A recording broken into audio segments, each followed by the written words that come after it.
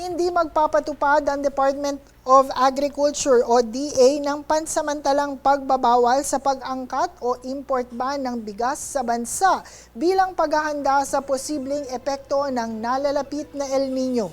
Ayon kay DA Secretary Francisco Tiu Laurel Jr., sa kabila ng nalalapit na pagsisimula ng panahon ng pag-ani ng palay sa Setyembre dahil sa nagbabadyang El Nino sa Nobyembre hanggang Disyembre, kailangang magkaroon ng buffer stocks ang bansa bilang paghahanda at upang matiyak na sapat ang supply ng bigas hanggang sa susunod na taon.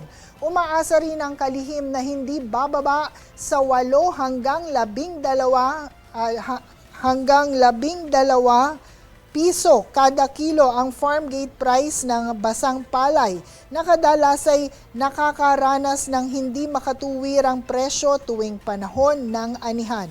Kasabay nito, tiniyak din ng DA na walang magiging pag-angkat ng pulang sibuyas hanggang Marso sa susunod na taon bilang proteksyon sa local onion farmers. Dagdag pa ni Tiu Laurel na nanatiling sapat ang supply ng sibuyas sa buong bansa.